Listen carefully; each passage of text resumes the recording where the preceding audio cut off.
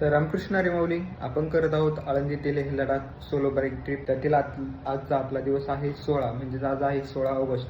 आणि गेल्या 3-4 दिवसापासून आपण वृंदावनमध्ये आहोत.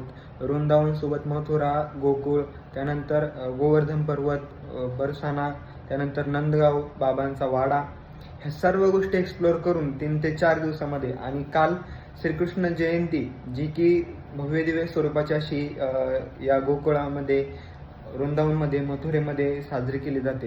ही जयंती आपण अटेंड करून आज 16 ऑगस्ट रोजी सकाळी येथून निघणार आहोत. पुढं ज्या ठिकाणी आपण थांबणार आहोत हे कुरुक्षेत्र म्हणून आहे, जे हरियाणामध्ये येत आहे.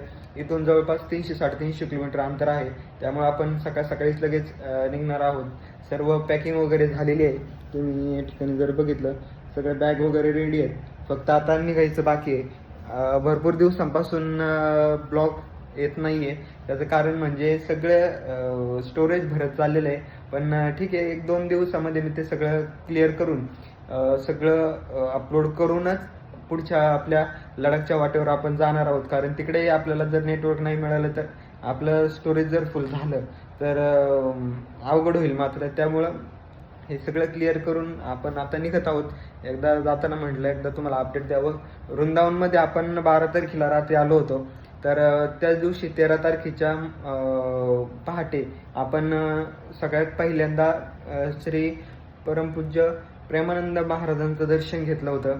प्रेमानंद महाराजांचं दर्शन घेऊन झाल्यावर पूर्ण वृंदावन धामाची परिक्रमा, जी की 11 किलोमीटरची आहे, ते आपण पहाटे पूर्ण करून दुसऱ्या दिवशी दुपारपर्यंत आराम करून संध्याकाळी आपण प्रेम मंदिरामध्ये गेलो होतो.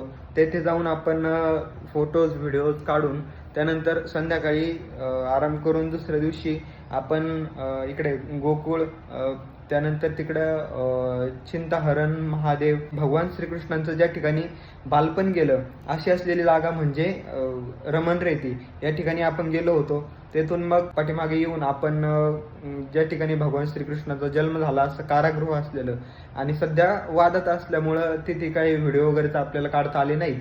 पण बाहेरून मी थोडासा सीन घेतलेला आहे. काल आपण गोवर्धन पर्वताची गाडीवर परिक्रमा केली, कारण पायी चालणं शक्य नव्हतं. त्याच्यानंतर नंदबाबांचा वाडा, तेथे साक्षात लाडली जी वास करतात असं असलेलं बरसाना, या ठिकाणी आपण जाऊन तिथून दर्शन घेऊन आलो होतो. त्याचे व्हिडिओज अगदी मन प्रसन्न करणारे व्हिडिओज काढलेले आहेत. पण ते आता एडिट करून अपलोड करायचं 1-2 दिवसामध्ये मी ते क्लिअर करीन. आणि आता निघतोय आपण कुरुक्षेत्राला. तर चला बघूया आपला पुढील प्रवास. रामकृष्ण हरी, राधे राधे.